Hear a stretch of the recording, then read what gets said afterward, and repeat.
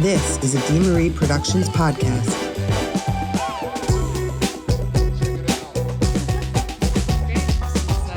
Huge numbers on the socials. It is fun to see the numbers grow. Have you told our agents that we need better rates now? Yeah. Our agents being me. You and Aramis. How do you want to start? You want to talk about your weekend and Pride? What'd you do for me for Pride? What I do for you for Yes. Pride? I held a thought for you. A hetero thought and a prayer. We lit candles. We lit candles. We watched.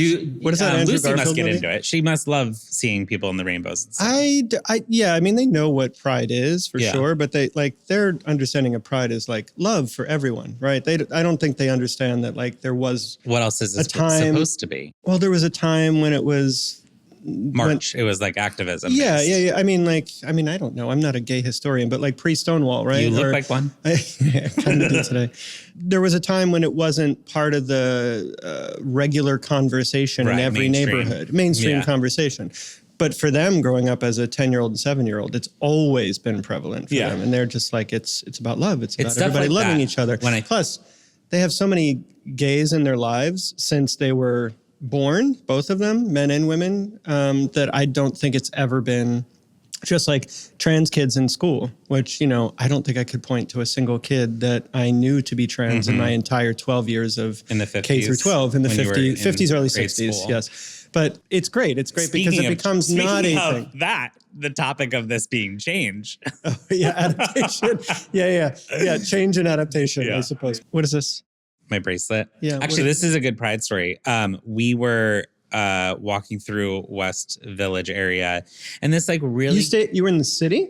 Oh yeah, we had a packed schedule. 16,000 steps on Sunday. I was shocked. First, we woke up and we went to sign making. Sign making? For a not a counter protest, but there are multiple marches that occur during Pride. It's not just the main parade. There are other marches as well. And there was a group that was celebrating a trans activist, and they were making signs. So we did that in the morning. That was bright and early, 9:30. Then met up with our lovely Miss Amelia and her girlfriend, Never met her. Judson, to have a little bit of brunch. Went straight into parade watching for a few hours. You always do this. You like go out onto the street and then you run into people. And so we ran into good friends of mine. They were going and we kind of nailed it. We went right to Stonewall. It was not that difficult. Yeah. There's been times where you're standing on a corner for 45 minutes trying to just go Yeah. from one corner I've to the seen other it. It's corner. like it bows all the way out. It wasn't Yeah. like that this year. So it was a little bit more chill. I mean, it was still loud and rowdy, but we just had the right timing of it. And then as we were walking back, this really cute like group of millennial, or I'm going to even say Gen Z kids were like trying to get a You're photo. a millennial. They were younger than me, so I'm going to say Gen so Z. then, yeah. And so I helped them take a photo. And at the end of it, one of the cute little gentlemen got up and was like, here's a bracelet. Thanks for helping us take a photo. So I got it as a good deed. So he felt sorry for his village elder. Yes. And he was like, No, thank he you was for working the extending, camera, he was extending a Papa. peace offering in between generations. Anyway, Very so nice. I love it now, and I like it. We'll see how long it lasts. I break shit all the time. Yeah, we're Jewelry on me breaks all the time. The topic of this pod is change. The change in the industry. Things that you and I have been doing this for a while, and a lot has changed since we both started. A lot has changed in advertising and in entertainment, and Jaime will be able to kind of talk about some of the details of that with us later. But yeah, but I mean, start on your side, because when we met, you were like throwing jobs away to be more selective about which ones you took. And, right? Now I'm like, please. That's what I mean. So like the change in the industry and like my belief, for whatever it's worth, is that this is all an ecosystem, that things that affect me, therefore affect you, things that affect you, therefore affect everything, like the crew, right? Everything. It is one big ecosystem that we're all a part of and we're all at one point benefiting from. And now it's very, I'll just say in question. I don't want to be like, Chicken Little, but very much in question. I think even with the guests that we've had on this pod, everyone kind of has the same, we don't know what's going on right now. Yeah, every single person has said that, right? Regardless of age. Yes. Regardless of age, all the way down to like CJ. Yeah. But for me, one of the biggest changes that I've done professionally is like the entrance into clients, when we first met, remember, Deamery Analytics was my main company. It was what I presented to clients first because it was a tech-based platform, which at the time was really in the conversation. It was about analytics and social media, which was still kind of relatively new. And putting a value on something you're about, like an influencer or somebody that's about to promote your business, was the thing of that time. I have changed by now, starting with production first as the go-to. We still are a tech, our base. Everything we do starts with a tech focus. I've found that there's just more to do with production. And so it's easier to have conversations with people. And then starting 2 years ago, creating original long format content and doing TV shows and films and our own slate of originals is totally different than just the commercial stuff. But going back to the commercial side, which pays for the passion side, right? The original content. Yeah, like how are you future-proofing for that? What about then, all the HelloFreshes and the Beachbodies and all the companies that we've worked together at, right? What about those companies that aren't coming out to do 3, 4, 6 shoots a year anymore? Yeah, for me, it's not about just keeping the revenue in that one pot in commercial. Being able to offer other types of production in film and TV, that's opening me up to other opportunities. Because what I've learned is that when you try to change your path, especially in Hollywood, the network that you build around being a commercial producer does not necessarily translate to film or to television. And then, of course, my history is in print originally with production. So they're all very kind of individually structured. In terms of Hollywood of it all. Yeah, I'm changing some things in my personal career. You've obviously experienced change in your career, but I think that what's most interesting to talk about today is like the actual changes of the industry. When I started off my career, I was taught by a gentleman who taught me old school ways of how to network. Flash to like interns or junior people on my team, they're sending on Snapchat, like they're sending business requests. And I'm like, what? Like, there's a lot of change that just occurs with the technology side of, what we do. I think what's different now, I think this is probably inarguably true. What's different now than change in the past, because change is always, right? It's constant. But, the ways that businesses have changed from the 70s to the 80s, 80s to the 90s is the speed of technology now. The speed. We were just talking to a mutual person yesterday about how they don't really need an agent anymore because their entire book is basically on IG, and brands will just surf IG and they'll curate and be like, oh, I want to work with these people, right? And so it's changing at a pace that is difficult to keep up with, and also just has, I think, an irreverence for original thought and creativity that was once there maybe like 15 years ago. And I don't think that change is necessarily all bad, right? I think that there's a lot of like weeding out cobwebs of how things have been traditionally done in advertising and in Hollywood, that with the introduction of these new technologies and the AI of it all, it kind of unlocks new potential in a fun way. And like I'm very optimistic when it comes to that stuff and change. But then there's a little bit where it's like, oh, it's dangerous. What if it's killing jobs? What if it's killing trades, whole trades, not just jobs. Jobs are a product of the trade, right? But like picking on writers for a moment, right? Like, why would you hire a team of writers when you could hire 1 or 2 writers and use some, machine learning, artificial intelligence to pick up some of that slack? When it comes to that specific example, though, I still think that you can tell. Sure, AI might get there when it comes to copywriting, but I think you can tell when it's AI written. At least like something that's longer format. If it's just a caption, like I would use AI. I don't think the end state is not to like put some shit into GPT and then be like print, push print. It's like, oh, I would have never thought of that concept, or aggregating all these thoughts, and they've all been watered down with the edges sanded off, and now I'm going to put like my last 10 cents of a 10% of a imprint on it.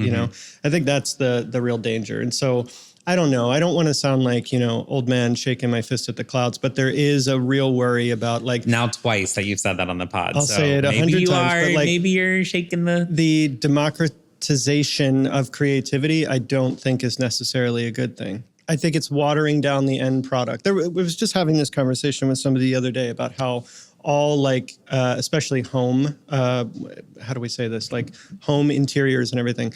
Instagram and TikTok's influence on it is that there's like one aesthetic now, this aggregate aesthetic that like if your home doesn't look like this with the sort of like navy blue with the gold trim and everything like that, like it's a homogenization. Again, I can argue both sides of this. I think that like look at the photographers that we know and we've worked with. You know when you have on set somebody that's got a great amount of experience and they are top notch. Versus now that everybody has a phone in their back pocket, you do get a wider like variety of perspectives and points of view, but you do lose skill. Yeah, I'm going to pounce on this because what I'll say to that point is that at my end of things and far above me, people who set budgets and determine what's okay for a brand, they don't give a shit anymore. That like standards have been all but thrown out the window. As long as it looks decent in the end, it's going to live so briefly on these digital channels that's a huge difference. Why would I pay a day rate for that photographer versus somebody over here and we'll just fix a little bit of it in post and it's good enough. Mm-hmm. Good enough has become, I think, at least on the commercial side. I'm not talking about artists for art's sake or for passion's sake. I'm talking about on the commercial side. Good enough has absolutely taken over. Well, there's such an abundance now of content that brands have gotten wiser. So, the biggest change that I've noticed, and you kind of mentioned this, is like brands are no longer spending hundreds of thousands of dollars to create these like hero assets that are going to live in print and live in an outdoor. And instead, the change is shoot much more quickly, much more frequently, lower budgets. Yeah. And that's fine because it kind of nets out financially for somebody on my side of the table. And quite frankly, I've learned how to change my business expectations when it comes to the cash flow of it all. You know, I just think like the idea and the concept of change and what we do, there's a lot of different things to talk about because the audience has changed. Finances around what we do has changed. Technology around what we've done has changed. Expectations have changed. Yeah. Yes. Change to me, and this is for all time's sake, is it's a sine wave of contrast, right? It's like things are too highly polished. We want to go towards more like UGC, more like handheld, native capture. And I believe that this will come back around again, that there is an appreciation for, we'll get too used to all this amateur bullshit and all these like everybody with digital creator in their in their little IG bio or whatever. I think we'll come back around to an appreciation for polish and art. I just hope that in the commercial side of things, that it happens sooner than later, that we don't go too far down. Well, I mean, you and I both know when we see a campaign that is like so well thought out and meticulous and takes experts that have thought this through. Yeah. That is different than user-generated content of like a discount-based campaign. I saw some shit yesterday. Abby and I were talking about this last night. It was a VRBO, they call it Verbo, I refuse, VRBO campaign. And does the brand call themselves? They call them Verbo. Yeah, but I will not do that. That's crazy. I will always call it VRBO. Exactly, because it sounds fucking way stupid. Better. VRBO has this new spot. Maybe it's new. I just saw it. You can see the research that led to the spot, right? So it starts out with two women who are like questionably linked. One woman is like a little bit more masculine and she's got her arm up over her head and she has armpit hair. She has red hair. She's sitting next to a woman who's like kind of vapid with giant glasses on, could be a stand-in for a Kardashian sort, And they're both like, our Airbnb host is coming back. We have to get up. Then they pan over to these other two women who are sitting at a VRBO and they're like, oh, we can sit here all day. But you can see the research that went into that like Airbnb is for the youngs, the cool kids. But, it just drives me crazy how everything has become so paint by numbers in that respect. Did you see this campaign? And I might get the brand wrong, but I believe it was British Airways.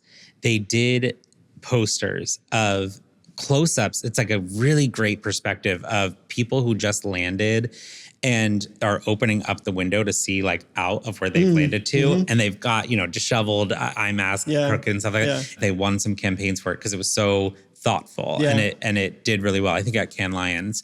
And when you see work like that, you're like, that is somebody did the research and didn't skip ahead and they captured something beautifully. Yeah. It does stop you in a way that, everyone tries to go for like thumb stopping content or whatever. So, you stopped my scroll. Okay. But when it really works. I mean, that's a good example. Maybe that's a good place to park it too before we get to Jaime. That's a positive example of like not going the paint by numbers route. Paint by numbers, again, meaning like we have this research that tells us why we're a little bit losing to Airbnb in the VRBO case, right? Why we're a little bit second choice, and who's picking us is probably people slightly more on the adult/conservative side, right? And so like they get that, and they get that research and say we have to go make this because of that, instead of thinking of a really brilliant idea like the British Airways example. My last example on this would be Disneyland right now. I'm living for the Disneyland commercials. I'm not a big Disney guy, but they have these little kid reactions to seeing the characters in the park. And it's the most like, that's what Disney does. Like, that's what it's about. Whoever thought of that campaign, I mean, whatever team thought that up, and it was so well captured. And it does actually ride the line of it looks like user-generated content. Like, it kind of looks like dad's got the video camera out, but it's not. Like they, those are set up situations. So anyway, I love when it happens and you can notice it in brands. I still think you can, because I'm actively watching brands. Like I'm on social media, I'm getting delivered shit left and right.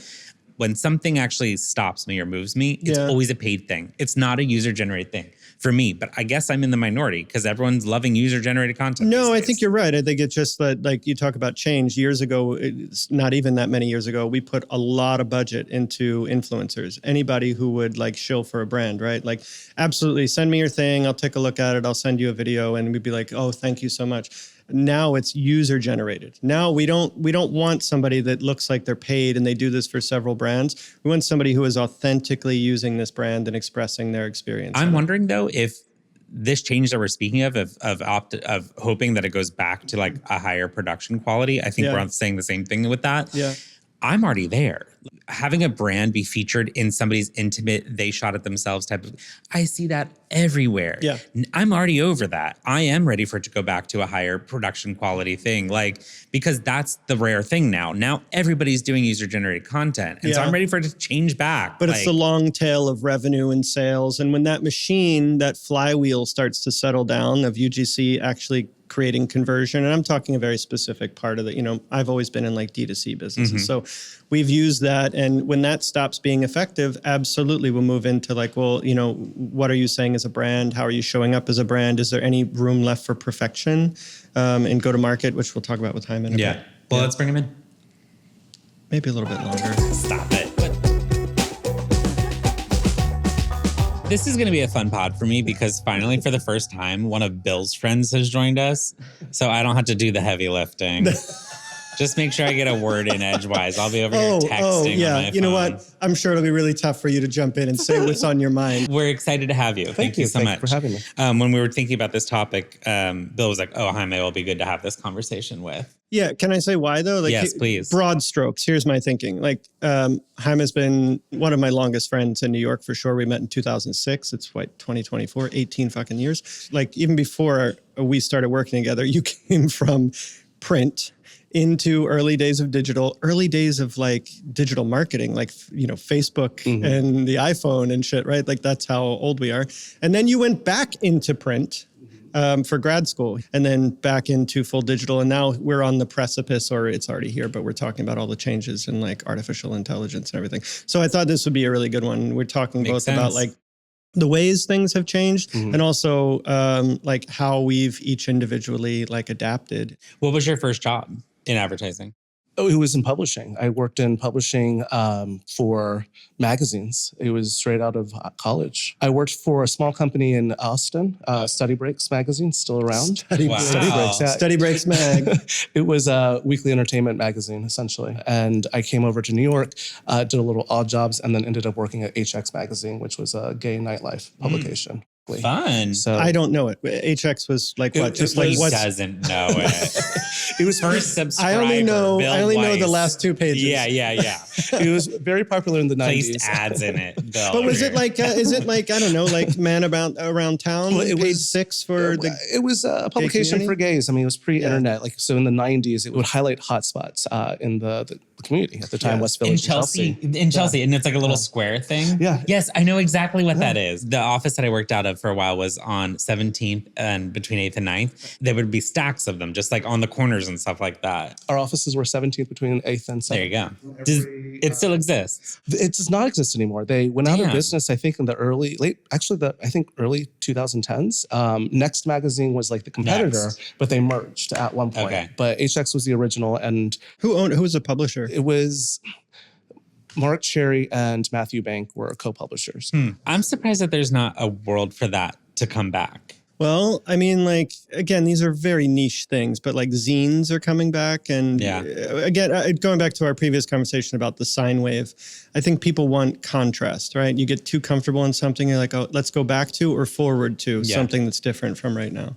I think that there is space for it to come back. It paid horribly, but as someone new to the city, I mean, we got and as a open gay doors guy, to that's such a everything. cool place to work at. You know what the big thing that I looked at it for was all of the images of the parties, like the coverage of the parties. Because then you could see like who was out on town and there is such a world for this to come back. What year are we talking about at HX? 2003, 2005? Yeah, so like a very different time also, right? Yeah. I mean... Yeah, nobody was, like now that's an Instagram. I mean, I think the front part was a lot more culture, if you will. We covered Broadway shows and they did reviews of just any kind of gay-oriented entertainment. Yeah. It's like reading Playboy for the articles. Right, which is what we do. It was the real that energy. There was a... So from HX to... From HX to where? From HX went to American Media and working at Star Magazine. So print and then to digital at Ripka. Is that when we met after that? Yeah. That was that first transition. What? Tell me about what Bill was like when you first met him. I would say the same. You can say it all. You can say it all. Yeah, everything. I mean, no, I joke about, he likes to say, well, I hired Jaime. I'm like, well, we all knew who the boss was. So That's right, bitch. Was able to That's right. steamroll him every day. I won't tell any of your stories, but let's just say it was a rocky start to our colleagueeship in the very beginning. But it was a good How old were you in partnership. 2006? I don't even remember. That's math. I know, but like, how old was I? I was 31? No. Early 20s and being in New York and from Texas and everything. And I had more or less just arrived in 2005. Did you bail on print because print was going away, or did just like more? I was forced out of print. Really? You were talking about having really good managers and people kind of, encouraging you to make these kind of transitions. I was kind of bored with my life at the time and decided to go back to grad school. And I had a managing editor who was just like, get out, the world's changing, get out. And he actually wrote one of my recommendation letters to get into grad school. And after I got in, he was Thanks for asking me, by the way. So I hired him as a production manager, right? I was like a director of creative and he was a production manager. And the two of us ran this like low weight jewelry company thing. That's what I'm saying. He went from print to what we were doing together back into print for grad school and didn't ask me to write. Well, with grad school, it was a focus on like management. And it also was 2008. So just by chance, I was going into grad school. I was changing, paths and going into marketing. And 2008 recession happened and the bottom fell out of publishing. So it was really a good time. But within grad school, the thing that I learned or the thing that I took away from a professor was to find a place that if you are interested in print, find a place with packaging. You're always going to need a box for your Oreos. You're always going to need bags. Places that can't do without print. Correct. Yeah. And that's what I did. That was something that I really did like. I'm a young Gen Xer, on the younger side of the Gen X generation. And so even in college, internet was just coming out. So I knew I wanted to go in publishing, but everyone was saying, the internet. We knew digital was coming. So this idea of like print is dying, print is dead, was going on for 10 years. And I refused to hear it, and I still refuse to hear it. But, but it's also strong. being able to embrace that the change and being able to. But a contrast in and of itself, right? Everybody's saying go towards digital and internet, which is so comical to say now. But you landed sort of like the golden goose of print, right? At the time. Well, print as packaging is interesting. I've honestly not ever considered that to be print. I always thought it was its own thing, but you're totally right. Your version, I don't want to like put words in your mouth, but like illuminate for him because I was there. He started working at Chipotle before I did. I got the interview in part because of him, but that was like Exactly. We've worked together 4 times. Yeah. Always. Listen, babe, daily. I know. What you want to talk? We've worked together 4 times at 4 different companies, he and I. What are we up to? 3? Yeah, but like he and I as teammates on the same side of the table. Yeah, on the same side of the table. At least I get to not respond to the emails and shut the Slack down.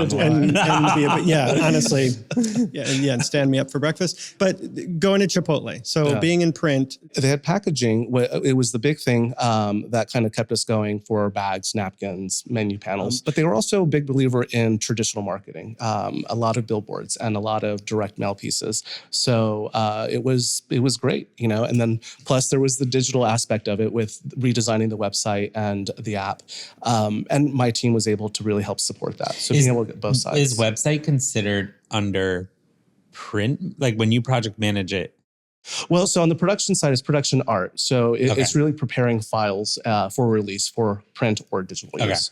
If you are a good production person, you understand both and be able to. We have a mutual navigate friend that. named Doc Young who's amazing and lovely and incredibly talented. But I Yeah. remember the days when like she was on the conceptual creative team, he ran the production team, and she would just turn over files that had already been like largely rubber stamped, approved, like, hey, that looks beautiful, send it. And he would get it, and it was absolute trash, like FPO art and no bleeds pulled and like fonts that weren't owned and all kinds of like crazy shit is where his team took over everything. Yeah, I mean, I think that we were the people that would touch files and finesse them, really kind of make them perfect to hand off to a printer or, for any kind of digital publication. That's huge. Like delivery specs is something that I don't deal with too often, but now that we're doing TV stuff, it is like network. Zero margin for error. Yeah, I mean, you like, can't fuck that shit the up. first time he was at Chipotle and I wasn't there yet, Abby and I went to meet him in the city for lunch. And we went over and he was like, you were resizing like 600 billboards for each market, right? And like,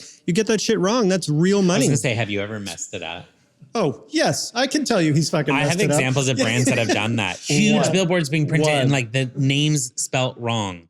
My worst mistake was actually, we used to have a big music festival that Chipotle sponsored in Denver. So we were going home and having this festival here. And there was a corner building that the billboard wrapped.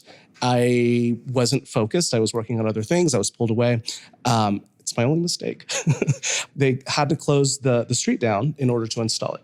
So it was installed, and sure enough, our CMO and our executive director went a couple of days before the festival and saw that it was off and it wasn't full. It wasn't turning that corner properly. And sure enough, I messed up. So it's a very different time in Chipotle's history. But it was just like reprint it and get it back up. Oh, wow. So we reprinted it, closed the street down again. So and the thing about production, if you make a mistake, there are dollars associated with that. You know exactly how much it costs when you fuck up. So, well, and sometimes I have to swallow that because I'm too fucking proud to go back to the brand and tell them that I messed up. Yeah. So if I can fix it and just take the financial hit, I will before I be like, hey, heads up, we're going to need an extra $5,000. No, if I can bury that, I'm doing that because by the way, I refuse to be like, show them that I fucked up. By the way, we've done that, or I'll cop to it. I've done that where I've fucked up, not something on like a grand scale like that, but like a series of invitations or something like that, where I've said to the printer, and we've,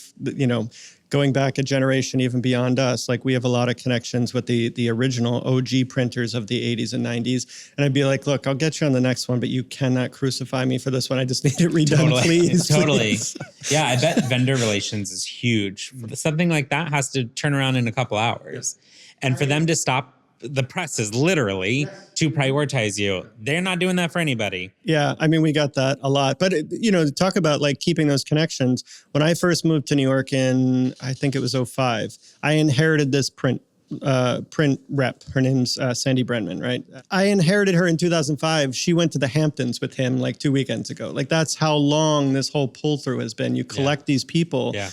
Why it's so important, especially in New York. it's all you'll know relationship Amelia and forever. trust and being able to bail each other Well, out. which is also funny when in an industry where things are constantly changing. That is one thing that I always harp on brands to do is keep the team. On my side, like crews and production stuff, I go back and I hire the same people because if you want to change your trending copy or the aesthetic of the brand, this team can execute because of the skills that they have assembled. So I always try to keep the team and not change that one thing because then we can handle other changes they're going to throw our way. Yeah, I mean, it's important. I think it's for on my side, it's like kept me in New York for a long time, is having those connections and having people that go back years and years. And then of course, younger generations in front of me.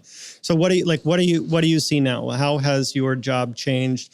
So going from Chipotle, you had a couple other stops in between, but like, how is your job different, broad strokes? How's your job different now than it was, 10 years ago, And 2014? can you define what your current position is? I consult companies on building in-house teams and creative operations. Amazing. So I think the biggest trend right now is you were talking about earlier earlier is AI, and being able to be prudent, or when to use it, when not to use it, how to use it, and then finding the right people and the right programs to deploy it. And I think that that's the biggest change. And it's really talking to people, not just on the creative side, but on the business side, letting them know the risk that there is, and lack of originality sometimes. And then on the creative side, calming people down, letting them know that it's not necessarily going to take their jobs. It's how they interact with it, and how they can become relevant is to find a way to master it. As you're talking about earlier, copywriters, you are still a copywriter, but you can become more of an editor, being able to distill and filter and nuance that language to where it matches the voice that you created for the brand. Yeah. I mean, he's got for creative operations is people, processes, and systems, right? People building teams. Process is the most important of that whole thing, is about how these teams all fit together. That's where I came from back in the day too. The really important part there is the future proofing. So we're talking about creative jobs that might exist or might be smaller, budgets are smaller. His group is always figuring out how all these people fit together, right? Even on the really mercenary side of who can we do without? Do we need 20 creatives, or can we do this with 8 and some really smart technology? And that's both in-house and partners. Correct. Yeah. I think most of the times right now, I would be advocating for a hybrid mode where you're working with external partners in addition to your in-house team. Yeah. Where do you draw the line of saying no, we can do this in-house, and no, we should bring in a production partner? It varies for each company and what their needs are and what their budget is and what they're focused on. I think if it's a startup that's looking for performance marketing, that's going to change regularly. So you can easily have people in-house with institutional knowledge to really kind of deliver on that, or you can offshore or use tools to really kind of fill this gas very quickly, because it's going to be in market live for a couple of days before it changes. If it's an institution that's been around and it's about brand affinity, bring those people in-house. Bring people who will speak for the brand and who would be those ambassadors in everything that they do. So it does vary. It depends on discipline, right? If you're buying strategy from an agency versus buying creative from an agency, generally speaking, though, you're trying to infuse your organization with fresh air, fresh thinking. What is the annoying other side of that coin is that, brands will come in and, you could tell right away, HelloFresh, pitch deck, hello space fresh. I was like, these guys they've not studied anything with us, right?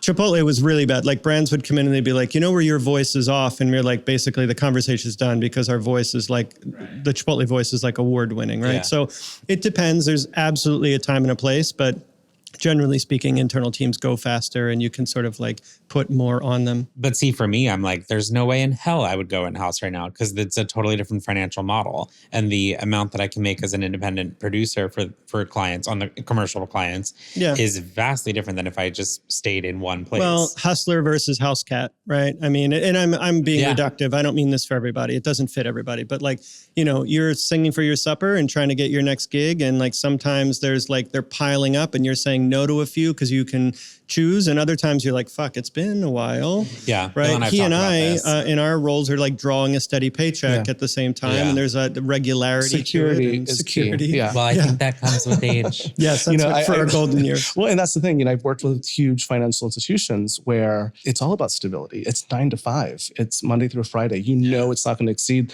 And so it's a good thing to, do what you want to do at a place that respects your time. No, I totally get that. I'll send DMs to Bill at 3 a.m. It's embarrassing. I don't have a concept of professional. And then I wake up at 5:30 and I respond to them and I don't hear until noon. There's a new, what is it? Gmail or something has a new send later or the Apple. Yeah. I'm going to try that, but also maybe not. I figure I don't care. I mean, if you're an adult, you know how to mute your phone. Right? Yeah. And I don't need an immediate response. What it was, the documentary that came out about social media damaging everybody and killing all of us. Yeah. Whatever it was. Yes. Social. Netflix. Yeah. Yeah, Social Dilemma. And it was people being responsive to the ding and seeing that robotic ding, pick it up. I was I don't ever want to be that girl. We got a little wrist slap, going back to, I won't say, some of the brands that we've worked for, we've gotten a little wrist slap before about well, you're in New York. You guys can work all the time if you want, but don't bother us because we're regular people. Oh, interesting. Yeah. Yeah. We had a whole set of I don't know, a code of conduct kind of discussion. At least in America, I will say response times, this is such a tangent, but response times are pretty good across the board.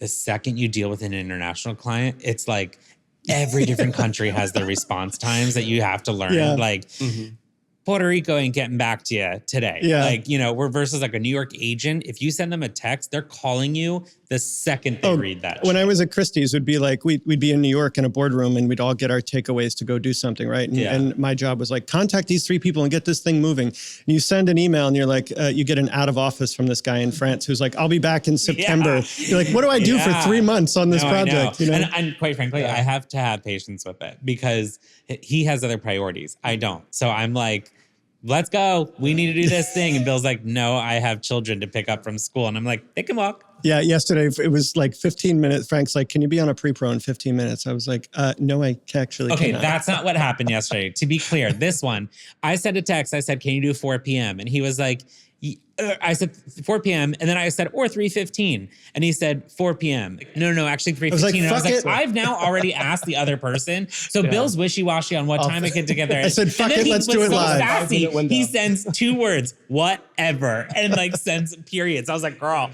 I am trying my hardest here to schedule a fucking meeting on your behalf. 4 p.m. is your dinner time, isn't it? 4 p.m. It's my nightcap. Nap time. Yeah, nap time. Nap time. To put my shawl over. Sticking with change, I want to go back to, because I know you've just done this. I won't say the brand, but you just did this for like let's say a really, really up and comer that is challenging Chipotle in its own space. You did some change management for them. Like, talk through how, because especially your role as a consultant, it can be a little hit and run to be in the consultant side and be like, hey, here's the 10 things you need to fucking do to turn your business around. And they might be like, these 10 things don't work for us, or 9 of them can't happen, right? So I'm curious from your perspective, like not only the assessment, not only then the strategy back, but how do you handle the change management, if at all? It's through conversation. It's having those conversations during the discovery session, when you're consulting discovery sessions, and before the assessment. It's building that relationship and building trust, especially with the C-level executives. And I think being able to make them feel comfortable as you're listening, you're asking those questions and asking the right questions. I think I did benefit from my history in the space at a very similar company. So I think that they took that and listen, when I spoke, because it came from a place of experience.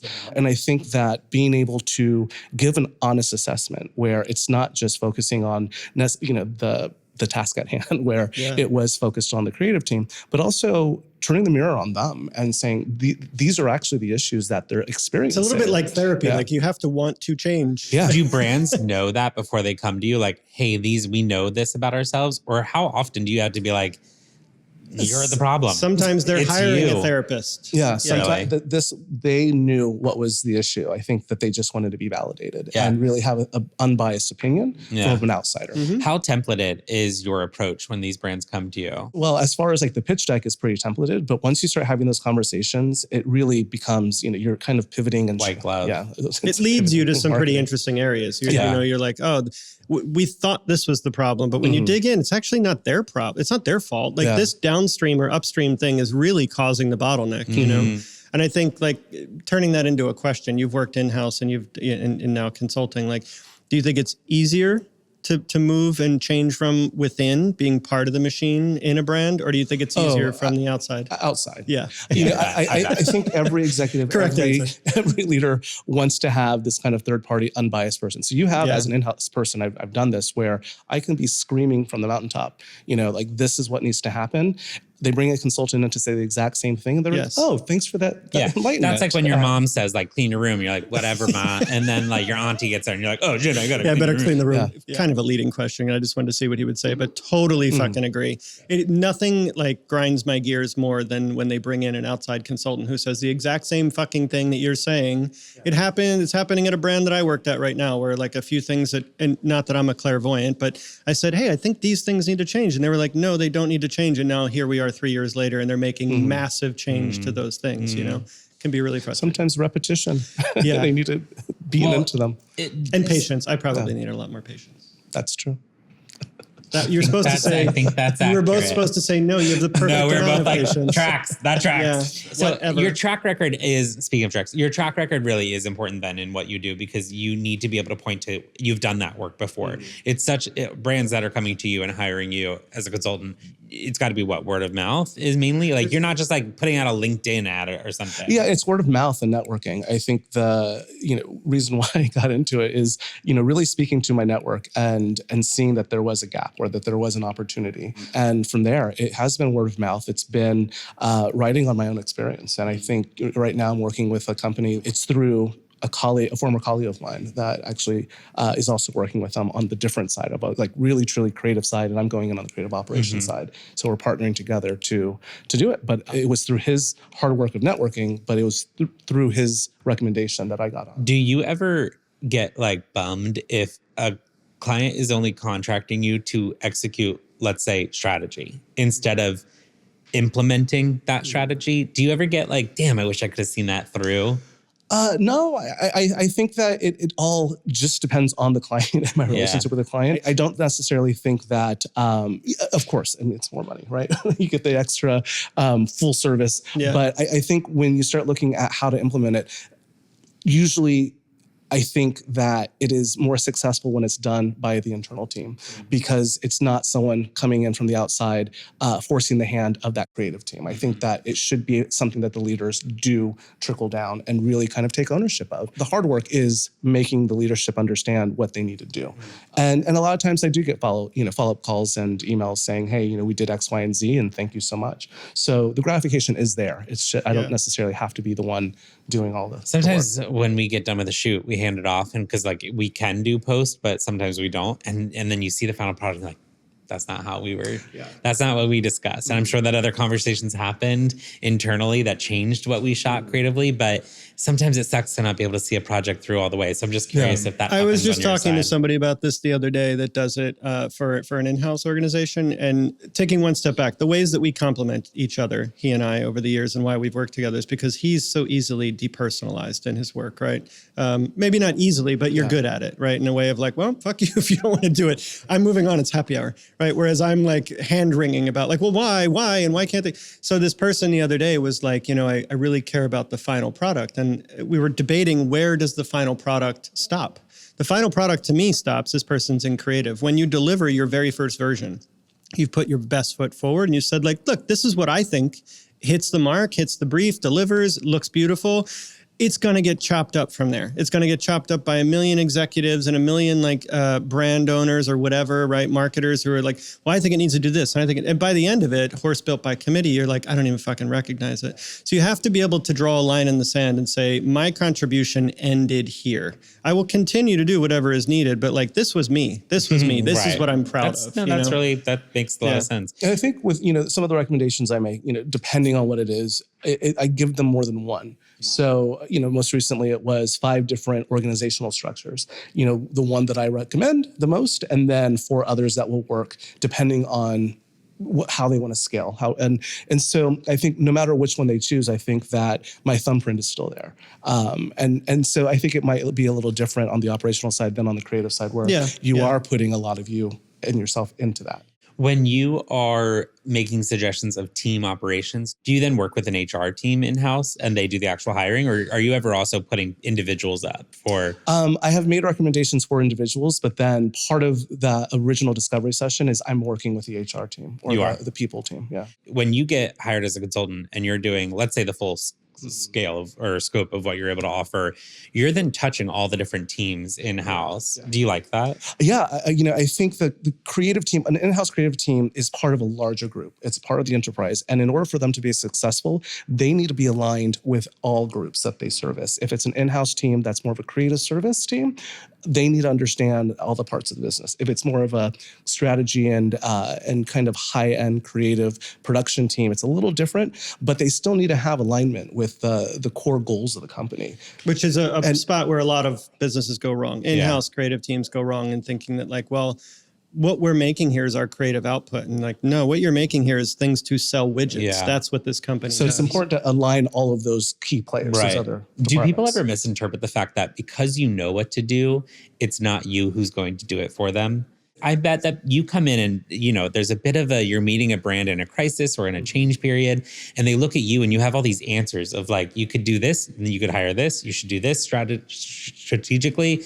Do they ever then like be like, well, then you do everything like Jaime, like you can be our savior here. Yeah. And you're like, no, that's not what I'm here to do. I'm just telling you, I'm giving the blueprint. When I'm consulting, you're giving them that option. You know, I can do the assessment, I can give you a recommendation, I can do the implementation. If you just want me to do the assessment or recommendation, that's great. Do you have to hold, sorry, I keep cutting No, off, please, do you continue. have to hold, do you have to like fight getting offers to be hired full-time constantly? Yes.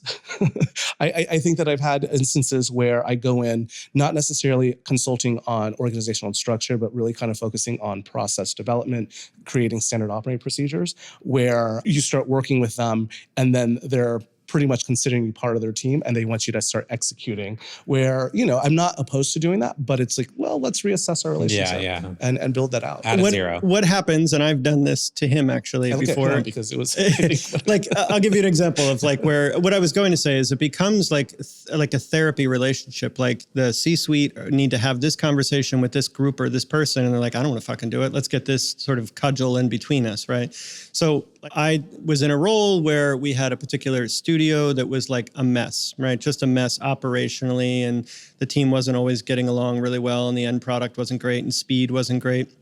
And he was coming off a time at Chipotle and I was like, hey, can you come over here and fix this? And he did, came to the studio and it was running like clockwork. I just told him what I want the end result to be, or like not the exact end result. I was like, it needs to do these things. Go figure that out. And then I just stepped away and went and did other things with the rest of the team. And he figured all of that out, right? That's the value. And when you're a consultant, you sometimes get, the hiring company gets a little addicted to that. Well, this person's fixing shit for me and having difficult conversations with difficult people that I'd rather not have myself. Well, and I'm very curious from a small business point of view, like somebody like you is invaluable because you can touch so many different like tasks within an emerging business that I bet people would like poach you or try to like lock you in. Oh, he can be a real bitch too. I've been on calls with him before, like in the team, and he's been like, that sounds like a you problem, right? Like that kind of shit. Well, like, it is. Is it an ability issue or is it a capability issue? Like, can you do it or you don't want to do it? Like, let's talk. Let's be honest. Fair enough. Fair enough. Yes. What's left unchanged? What do we want to talk about? Anything? Well, how has your job changed? Obviously, your career, you've done many changes in your career, but as a consultant or like what trends have you seen change when it comes to organization or strategy? I think the change is constant, you know, and I think that the behavior of a young startup company has been very consistent, and the behavior of an institution that's been around for 100 plus years is very consistent. So I think that I'm able to navigate that, having experience at both of those and everything in between. So it is constantly changing, but to me, it's not anything that's brand new. It's new to the company that I'm working with, but it's not necessarily new to what's happening in the long-term kind of nature of that industry. You know, I think companies that are trying to go public are going through a lot of change, but, you know, working at a company that's a bit, you know, like a Chipotle, where, you know, it was a teenage kind of company. It had been public for quite some time, and it was going through a heavy growth. You see that like, oh, well, that kind of behavior is going to end in 5 years. This is what's next, you know, and working at, you know, MetLife, you know, 154 years, it's a slow moving ship. And, you know, I think looking at a Chipotle at that time and, you know, looking back and seeing the difference, that's where Chipotle is headed, you know, where it's like a slow moving change. They're not going to do anything drastic. They're going to be safe, but it's also, you know, being able to produce things consistently and high quality, whether it's in the restaurant or marketing. He likes the beginning of things, so he's left the company by the time that happens. So he can go. Ask, yeah, is there like a sweet spot that you enjoy? That is not true. I used to say that about him all the time. I think that, you know, you had mentioned the idea of being a fixer. I enjoy being a fixer. You do. I like problem solving. I like. What sign are you? A Leo. Oh, are you kidding? My moon's a Leo. If the spotlight can just shine back on me for a moment, that's his philosophy, right? Yeah. Like, no, and he plays it well. I understand. He has the gravitas, he has the experience, he has the communication and the understanding of the business. And the last part is like, yeah, he likes to be in charge. I sometimes with clients, like I have to give up that where I'm like, okay, I'm just here to execute. None of you give a fuck what I actually think about this. You just want me to execute. Okay. And like, I don't really like to work with those types of clients. I do want to be involved. Like I find what I do incredibly fascinating. And like, what are you, a Leo too? My moon, I'm a Leo moon. Oh, okay. I'm fascinated by what I do is really funny. That's the social clip, Aramis. I'm fascinated by what I do. Listen, the camera finds me. I don't worry too much about it.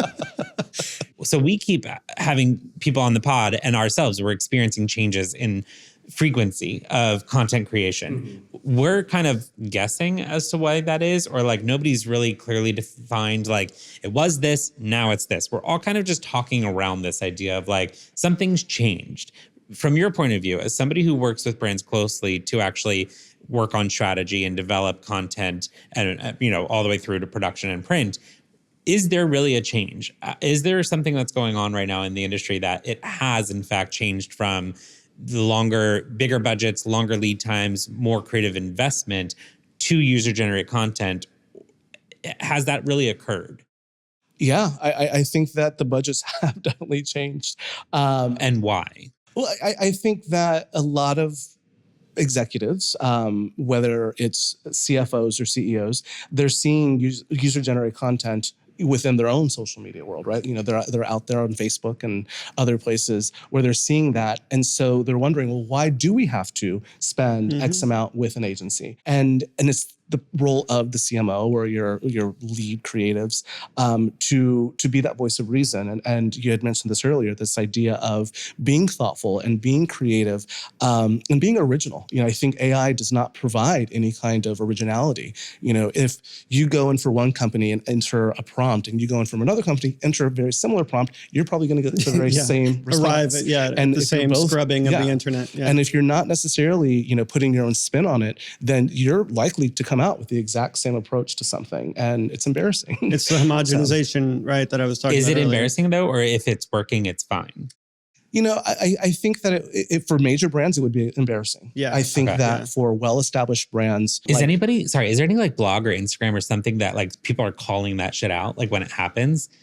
Because I would love for there to be somebody doing that research to be like, hey, you both use the same AI prompt. Not that I'm really aware of. I think you can see crumbs of it in morning newsletters like Morning Brew and things like that, where trends are like, oh, this is a little fucked up. How did this happen? Even just morning news. Have you ever seen that? Like it went around on Twitter. They're all reading the same scripts. This was like 2016 election time. Yeah, it from was Sinclair. Like all the somebody Sinclair finally like connected the dots across those the larger company. That would be interesting. I would subscribe to that. You know what I mean? To know who's coming up short, who's being lazy. Because really, with creative laziness, like that is this thing where I'm like, I want to call you out so bad because you did try to cheat a bunch of creative people, out of work.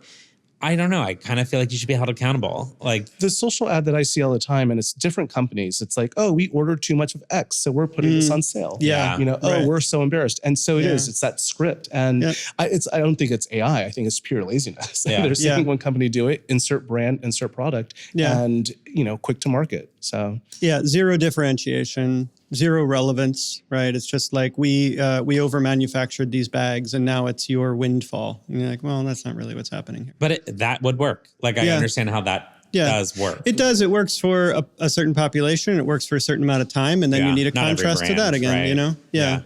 Yeah. Are there like process changes that have occurred from like printing? We're talking like, let's say product packaging. Old school. Is that still happening in Brooklyn? Is that still happening in Queens? Or is that how is that process change of actually getting stuff? The technology has changed, so it's a lot faster now. But the process itself, the scientific process is the same. It's just the technology that executes has changed and become quicker. We talked about a vendor that we knew. There was this kind of proofing process where it's been happening since the 80s. Oh my God! Where you can order a color proof, a match print of a photographer. If he had something going on the cover of Vogue, you can see exactly how it's going to print within that color profile. It used to be, $1,200 just for one. Yep. When I started in the late 90s, it was $375 per print. Now it's like $25. Yeah. Same machine, but it's just demand. The demand has changed, but also the technology, again, hasn't changed. It's the computers that have changed to feed the printer. And so that is still the same. But as far as the way that people are, the process in-house, I don't think that there's a huge difference. It's, ideation, execution, approval, delivery. I think what's changed as a back end is expectations. The number of people that we've worked for that have said, like, make us something viral, like, we're going to give you a little bit of money, but our expectation is outsized on the other end. It's not just to deliver or maybe pay for itself. It's that if we don't have a major cultural moment out of this project, this might be the last one for a while, and like, what a terrible assignment to give somebody, right? Go make something that is going to be... save us. Yeah. Another big change, I would say, in the last 10 years, it's the talent. And it's not necessarily generational. I think it truly is an expectation of what a person can do. When I started, we were all specialized. My purpose was print production from a graphic standpoint. When I hire someone or I make recommendations to hire someone, they need to know everything. They need to understand app development, a little bit of animation. They better be an illustrator. They better understand. And that's how they become marketable, especially for an in-house team, because you need to be that generalist because teams are a lot smaller. When I first started, Starbucks had over 100 people within their design team where they had just a team dedicated to gift cards, just a team for packaging. And now that team, I guarantee you, is probably... You can't afford that anymore. Yeah. I mean, even at HelloFresh, those guys, when I was leading that team, they were making posters for the recruiting on the HR side, and they're making TV commercials that are going, national broadcast and OTT and everything. So you're asking a lot of latitude in the skill set and being able to do, you would never just be like, I'm going to hire a motion designer now. It's somebody with multiple skill sets. And you were saying this kind of earlier as well. It's this idea of it's just okay. How polished does it need to be, especially if it's going on organic or paid. The expectations are a little different from this high-end, beautiful claymation, stop-motion animation. Right. Because you now have consulted with so many brands and you can see what works, do you ever think about opening your own product-based company? No. Yeah. Well, I'm toying with the idea right now. It's more of I wouldn't be a sole proprietor or something, but it's just has to be the right product. Oh, right. My father was an entrepreneur, and so growing up and seeing him hustle and really kind of burning it at both ends just to survive, just to support the family, it made me really appreciate being 9 to 5. Yeah. As I've gotten older and when I got frustrated with that 9 to 5 world or corporate world where I always felt that I could do it better than someone else. That's when I think the consulting happened. But it's also that kind of fine line of like, how much hustling am I doing? Am I always chasing the next job? And, and I think that that's the beauty of being, this kind of lone wolf in that space. I have a certain amount of time that I appreciate, and I will use that for work, or I'll use it for play. Yeah. So I would be very curious to run a few ideas by you to be. I was going to say, like, most importantly, what advice do you have for Frank? No. What's the rate, and what availability You really should. do you have? Really, honest because to God? when I tell you how many fucking product ideas that I have and companies that just I need a partner. It's not this one. I always wonder about people who are in your position, like, and what would you do? Like, with all the skills that you know and all the insight that you have, how would you apply it to something that's yours? And what would that be? Yeah, I mean, that's the thing. I haven't thought about that much. I mean, I was approached by a friend, former colleague, in a different space, and we're toying with an idea. But again, it's like writing the business plan and being able to do all that homework. The insidiousness of being an entrepreneur isn't for everybody. Yes, I agree with what you just said. And also business plans. I kind of roll my eyes. I spent years writing a business plan, 30 some odd pages. It was a good exercise. Never, ever, ever did I use that fucking document like for anybody. It was just, I'm glad that I did it because it made me think about every single part of this business, or a business that I had started. But it's such a stupid document. Now it's a prompt in ChatGPT. Yeah. Honestly, it's a good yikes. Skeleton. Well, straw man action. Well, we'll talk. Yeah. But this was awesome. Any last questions that you have? The only thing I was going to ask is like, what now? Like future-proofing yourself, or for us, right? Like what advice? And we like to imagine our imaginary audience of younger people that are coming up the way that we three have. What advice, for change and future-proofing? it's the advice that I got when I was, 18. It's like you have to embrace change. You cannot be afraid of it, and you also have to really kind of continue your education. If it is through research, through ChatGPT or just internet, like teach yourself what's coming out. Emerging technologies are always going to be there, and if you are afraid of them, then you will become obsolete. Yeah, the resistance is so stupid, and at the same time, I think the blind acceptance is equally dangerous. Right? It's finding a spot, and these things aren't going to stay forever. But all the same. Thank you, James. Truly, thank you. I know you have to go back to the city and then back to the airport and then back to Texas and everything. Yay!